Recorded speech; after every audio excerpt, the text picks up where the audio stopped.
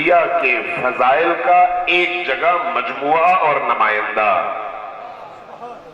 اگر آپ احادیث پر غور کر لیں، احادیث آپ کو بتا دیتی ہیں کہ حسین کیا ہے. ہماری زبانیں قاصر ہیں. اب جب ہم نے یہ سمجھ لیا کہ حسین کون ہے تو پھر حسین کے نعروں کو بھی دیں، حسین کے شعار کو بھی دیں، حسین کے امنگوں کو بھی دیکھیں، حسین کے خطبوں کو بھی دیکھیں. یا حسین کہنے سے کوئی حسینی نہیں بنتا. صرف حسین سے محبت کے دعوے سے کوئی حسینی نہیں بنتا.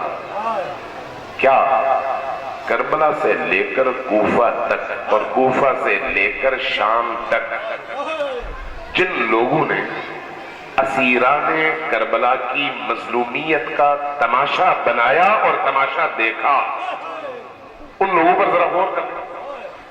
آپ کو کچھ کیٹیگریز نظر آئیں گی. کچھ وہ لوگ ہیں جو پتھر پھینکتے ہیں، آگ برساتے ہیں، اذیت.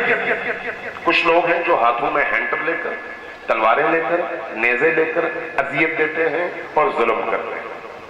کچھ لوگ وہ ہیں جو شادیانے بجاتے ہیں. کچھ لوگ وہ ہیں جو خاموش کچھ نہیں کہتے ہیں. باقی لوگوں کے بارے میں تو آپ کہہ سکتے ہیں کہ یہ دشمنان حسین تھے، لیکن وہ جو خاموش تھے وہ کون تھے؟ دشمن نہیں تھے.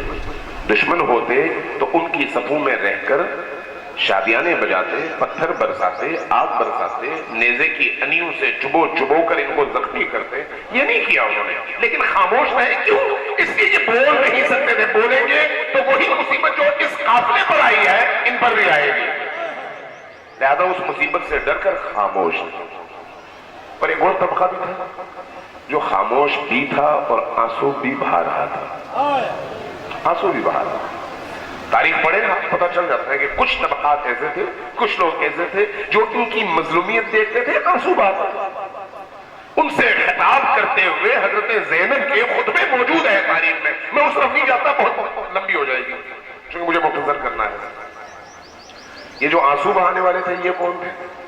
جن کے دل ان ہستیوں کی مظلومیت پر روتے تھے لیکن ان کے ہاتھ ان کے نیام کی طرف نہیں جاتے تھے. یہ بھی آپ کہہ سکتے ہیں کہ یہ حسین کے دشمن تھے؟ نہیں. آپ کہہ سکتے ہیں کہ یہ مخالف تھے؟ نہیں. آپ کہہ سکتے ہیں کہ یہ لا تعلق تھے؟ نہیں. لا تعلق ہوتے تو آنسو کیوں بہاتے؟ لا تعلق ہوتے تو ان کے چہروں پر غم اور الم کے آثار کیوں ہوتے؟ لا تعلق نہیں تھے، محب تھے. لیکن ایسے محب جن کی محبت کی سرحد وہاں پر ختم ہوتی ہے جہاں سے ان کے ذاتی مفادات شروع ہوتے ہیں. توجہ ہے؟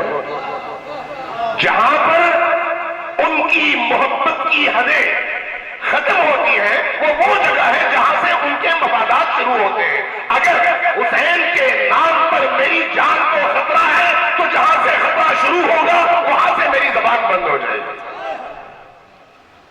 اگر میرے مال کو خطرہ ہے تو وہیں سے میری زبان خاموش ہو جائے گی. دل میں محبت ہوگی.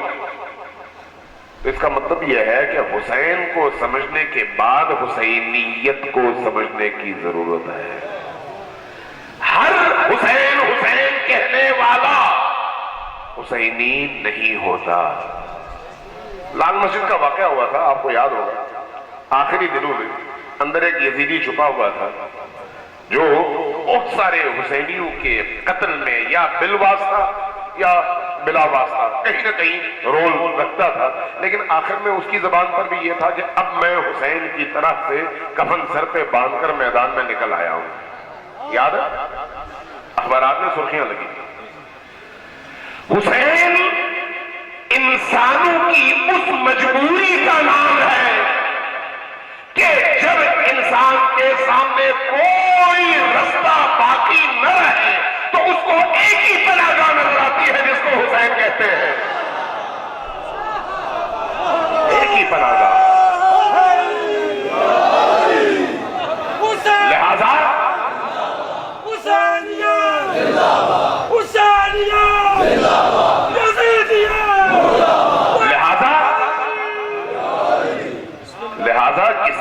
یا حسین کہنے سے دھوکہ نہ کھانا. کسی کے حسین حسین کرنے سے یا کہنے سے دھوکہ نہ کھانا کافی نہیں ہے، امتحانات ہیں. جوش نے کہا تھا نا کہ انسان کو بیدار تو ہو لینے دو، ہر قوم پکارے گی ہمارے ہیں حسین. جب مجبوری آتی ہے تو ہر ایک کہتا ہے، اس لیے کہ حسین کے علاوہ کوئی ان کو میدان عمل کا ایسا ہیرو عالم انسانیت کی پوری تاریخ میں نظر نہیں آتا.